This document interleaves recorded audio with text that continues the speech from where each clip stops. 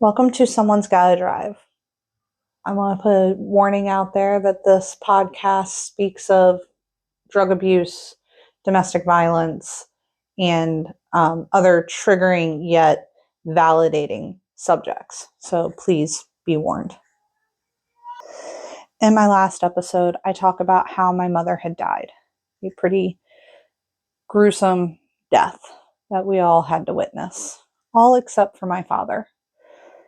And so after my mother had passed away, that day, my father had gone to her house and went through all her things. They were still legally married. Everything that she owned technically went to him. They purposefully did this. It was their agreement when they separated. However, she had her friend from Alabama be her executor. So anything that was not in his name that he could not legally take, it was up to her to divvy out. My mother had also spoken of her final wishes to an aunt of mine, who that way she could be that backup. So the day my mother died, my father went to her house, took her car, took anything of value, and locked up the house, and then said, well, tomorrow I would like for everyone to come and meet me at her house. Tell me what you would like, because it is your responsibility to clean out her house so I can sell this place, because I can't keep affording another mortgage. So we went to her house the next day, and the first thing was the car. My mom wanted my sister to have her car, and he had taken it. And he said, well, it's mine. And my aunt had actually spoke up in a separate conversation with him and said, no, I remember talking to her, and your wife wanted her daughter to have that car. And he begrudgingly gave that car up. But we walked through the house, and it was, do you want this? No, you can have that. Do you want this? No, you can have that. And I didn't want really too much. All I wanted was the couch, because my furniture was raggedy, and probably like some blankets and some sentimental things. We got to her bed set, and my dad says, well, that's mine. And my sister says, no, mom wanted me to have it. Wanted actually me, like the person who's talking. And I actually looked at my sister and said, no, that I was there when they bought that antique bed set at an auction. That's dad's. And so I think he was really shocked that my sister and I didn't fight for things like between each other. And when my sister would try to say, no, that goes to so and so, or this goes actually to her, I would say, nope, that's okay. I don't need it. I don't want it. Remember that most families during these times will often fight and squabble over who gets what. And here, my sister and I were just like, we're not fighting over it. We're just, it is what it is. But the one thing that my mother had been given when her mother had died was gold. And so he was like, where's the gold? Tell me, where's the gold? And he's looking at me, asking me, where is the gold? And I'm like, I don't know what you're talking about. He came into this house the day before and took anything of value. So that's how he knew there was no gold in this house. Where is it? And I knew nothing of it. And he kept saying, you know more, you know better. And he actually, my sister even fessed up and said, nope, she knows nothing about it. We don't know where it is. We don't know what mom would have done with this. And he kept saying, it's my job to give you guys these things when I pass away. And I'm just like, yeah, I hate to tell you this. I know I am not in that will at all. And I've always been the kind of person that has been like, I didn't work for it, so I'm not entitled to it. And I'm not, to this day, I'm like, I'm not entitled to anything at all, period. And discussion. Other people have worked for what they have, and I will continue to work for what I have. And that's just the way my world is. And so we went through everything, and he said, okay, well, it's your job to clean out this house. If you want anything, it is for you to clean out. And so that's exactly what happened over the next few months. I tried everything I could to round everyone up, to get the help I could. I even rented a box truck. I had an old friend of mine from high school who found me when I was working at the pizza shop, and he even came to help from time to time. And one day I went to the house to try to clean up a bit, to try to get my head together. Things weren't great at home either. My ex was constantly complaining about the job that he was working. And honestly, I didn't have barely 2 pennies to rub together. I had two moms who had died in a matter of 2 months, and taking all this time off of work was just depleting me. And I had no savings, and I had nothing. And I remember meeting my dad at the house, and we end up fighting. And I'm like, why don't you ever fight for me? Why don't you defend me? And he just was like, because you're not worth defending, and you do nothing but lie. And I was like, are you kidding me? Like, you won't defend me in my greatest time of need. You don't help. Everything's always my responsibility. And all he could keep saying was, whatever. Every time we fought about something in that fight and he had nothing to quit back with because he knew I was right, it was whatever. And in that moment, I knew we were done. I knew it was probably the last time I was actually going to see him, because I was like, you don't defend me. And he's like, but you don't like my girlfriend. How am I supposed to like someone who doesn't let you come around me? And he was like, it's not her. And that's when I realized it doesn't have to be her. Now that I have children, if something were to happen to my husband now and I got married to somebody else, there is no one that will ever keep me from my children. Do you understand me? There is no one who will ever come above or before my children other than my current husband now. And even then, we have a shared mutual understanding when it comes to our children. And so in that moment, I was like, if you really loved me and you really wanted to be my dad, you would be that parent. You would hold me, you would console me, you would help me. You would see that I'm struggling. And all he cared about was himself and his girlfriend. And so I proceeded to do everything I could to clean up that house.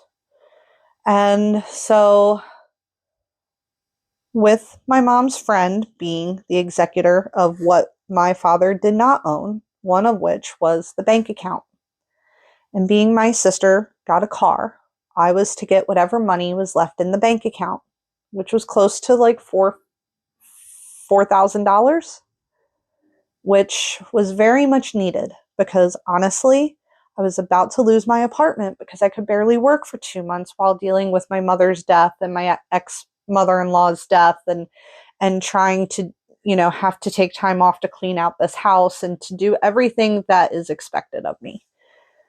And so I made a decision that I would pay off whatever bills were outstanding, put the rest into some sort of savings. And so I took little amounts of cash and I hid it everywhere. And I remember my ex saying, we should go out and have a good time. We should go out and have some fun. We should take this money and we should go to the casino with it.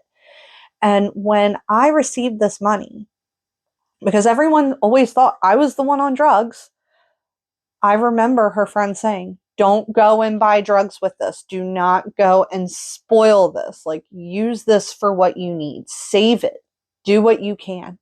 And so that's exactly what I did. I saved it and I paid off my bills.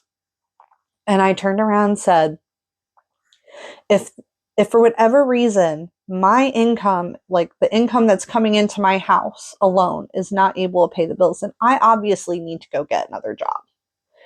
And at the time, I was working two jobs. I was working for one construction company as an admin. I'm working for another construction company at night as in marketing.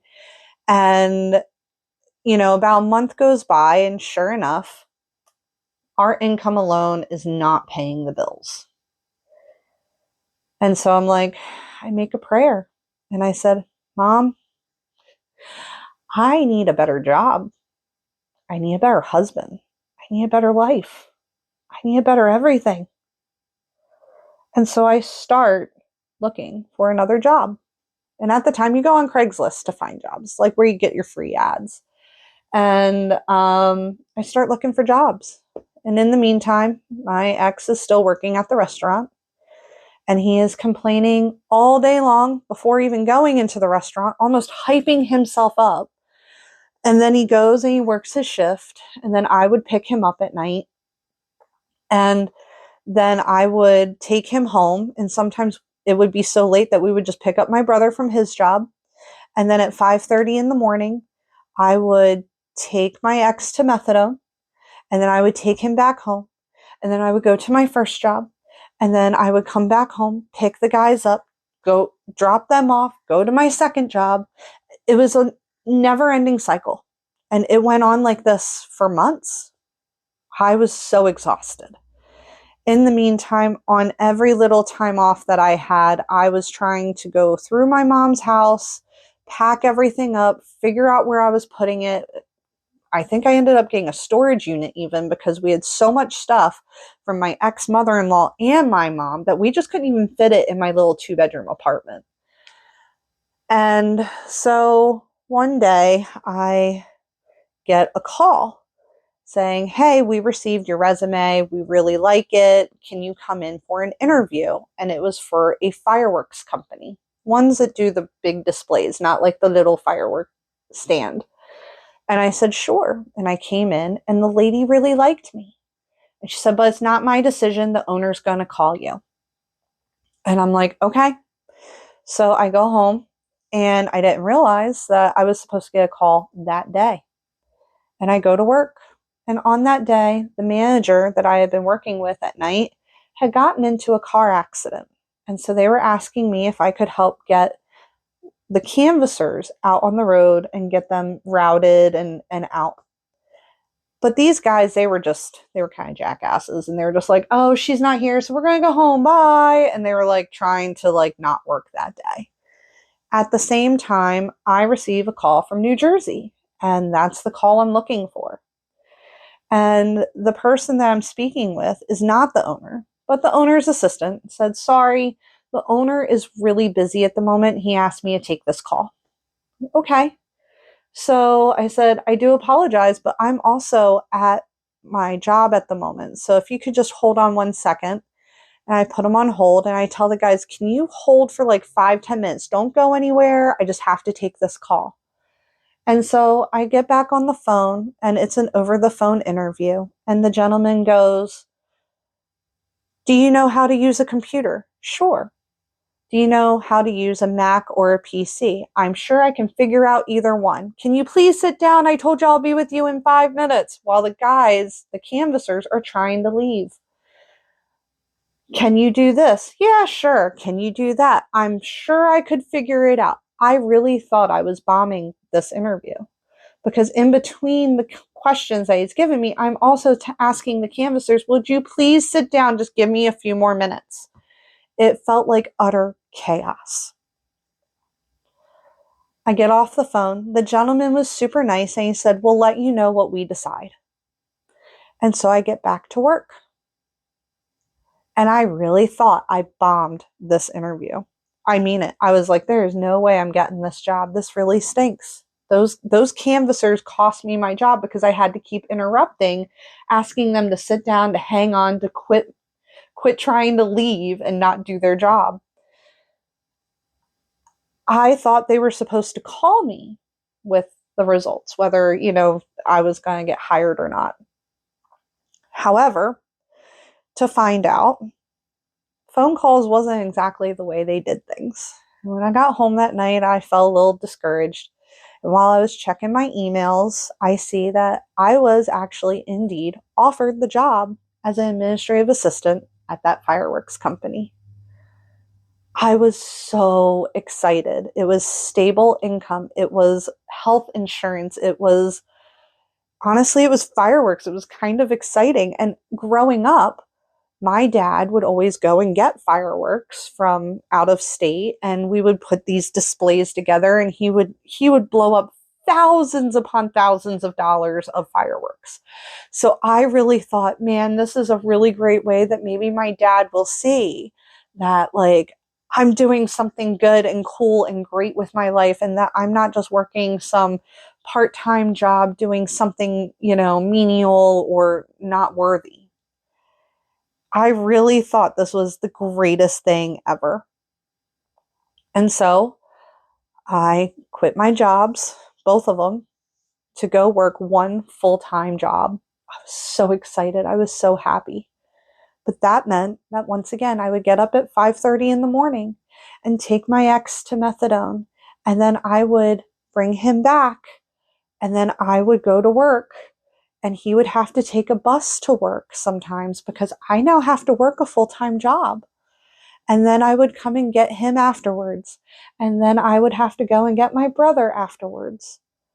And sometimes my brother didn't get out of work until midnight, 1 o'clock in the morning.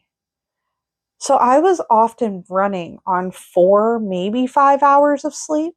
Oftentimes I would fall asleep before having to go and get my brother, and he would get really upset that I wasn't there on time because I had fallen asleep. I struggled at home. I struggled at home deeply. And so, because I had a day job, my ex decided, well, why not look for another job? I'm not happy at this restaurant. Maybe I could find somewhere else. And so he had actually found a little like breakfast lunch place that he could then work more morning hours. So instead of us being on two completely opposite schedules, maybe he could be a little closer to my schedule and work a morning shift. And for a little while, that was working out. I was working 50 hours a week, working up to 4th of July. And then right around 4th of July, we find out we have bed bugs in our apartment.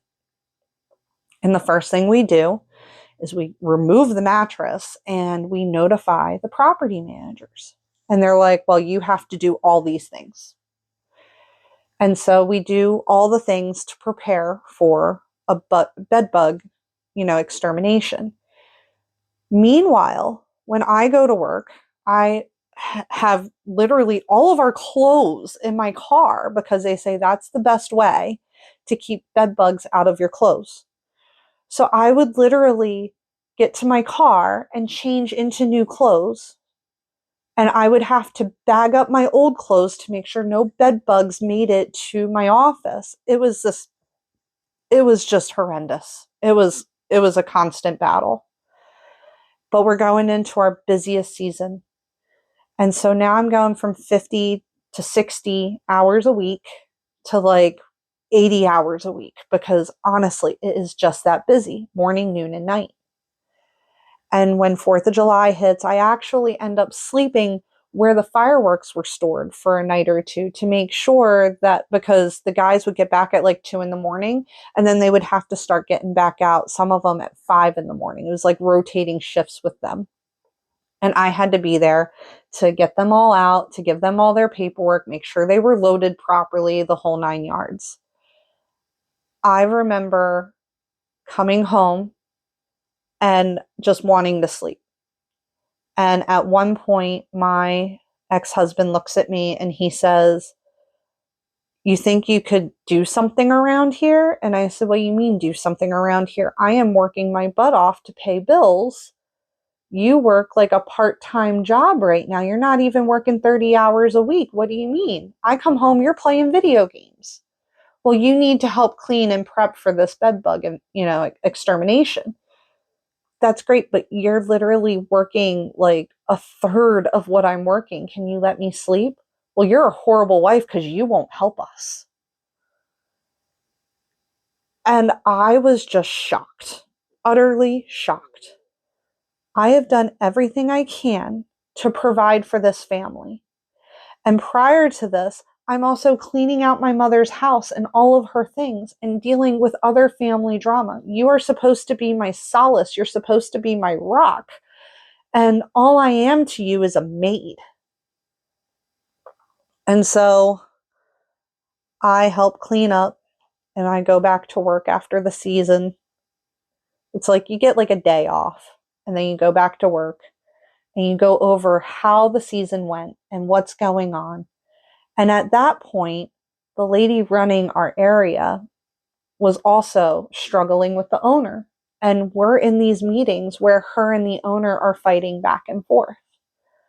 So I go to work and it's a freaking shit show. And I go home and it's a shit show. And I'm being told I'm a horrible wife. And I am being told I'm a horrible sister because I'm not picking him up on time. And I'm being told that why can't I wake up? Well, because I'm only sleeping 4 hours. Why is it difficult for me to do things? Because I'm barely sleeping and I am doing everything. I'm asking for help and I'm being told I'm a horrible wife. So I reach out to the owner of the fireworks company and I said, hey, I know no one's been working in the New Jersey office for a while. So I'm sure that you need some filing and some cleanup and some other things done. And I would love to come to New Jersey, even if it was just for a few days or a week to come and work, because I really kind of need a break from not only this office, but home. And, you know, one of the great things about him was, yeah, you know what? I'll think about it. Now, what I haven't mentioned is that during 4th of July, I met a lot of great people in our company. And one of the people that I hadn't talked to too much was the guy who interviewed me because I really thought he was my boss. I didn't really have much to say. And I just kept my nose down and kept working. But he kept reaching out to me during that 4th of July season. It'd be 11 o'clock at night, and I would be in the middle of the country in Pennsylvania, still awake, trying to get work done. And he would see that I was online on my computer.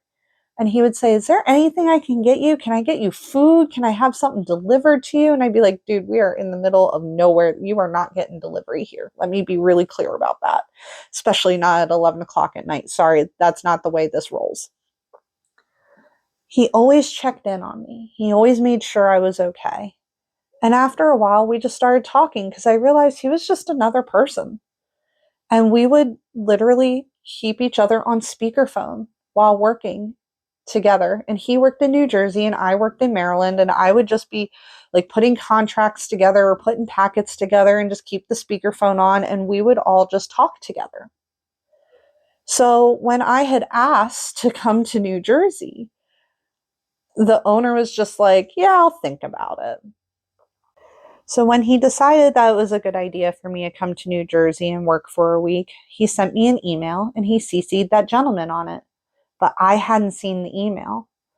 I remember it being around lunchtime, around noon, 12:30, and the gentleman calls me up and he says, hey, did you see that email? And I'm like, what email? And he's like, the email where the owner asks you to come up here for a week. So what do you say? And I was just like, wait, what? And so I hit refresh on my email and I see the email and it says, yeah, I think it'd be a good idea for you to come out here for a week and work. Do you think you could come out, this week in August and we'll provide a company vehicle, the hotel room, meals. You just got to come up here with some stuff from the office that you're working at and you're going to, file that stuff. You're going to clean it all up. And, because this is our main headquarters, this is where everything gets filed and stored. And I was like, yeah, you bet your ass I'll be there. Because for me, it was finally a vacation, like a paid vacation. I could still go to work from 8:30 to 5:30 and do my normal job. But I don't have to come home to a mess. I don't have to come home to bed bugs. I don't have to come home to ungrateful people who are just like, why can't you drive us everywhere under the sun and work a full-time job and cook and clean and do everything else? I finally had a break, even if it was just for a week. And so I went home and I told my ex-husband, I'm going to New Jersey to work for a week. And I'm taking a company vehicle, so you'll have our car. And honestly, everything will, it'll be nice. And he looked at me and he thought about it and he said, are you happy to be going? And I said, actually, yeah, I kind of am. Things at home have not been great. Not between us, not with my mom dying, your mom dying, and everything else going on. Life has been really crappy recently, and this is a nice little moment for me to take a breath from everyone and everything.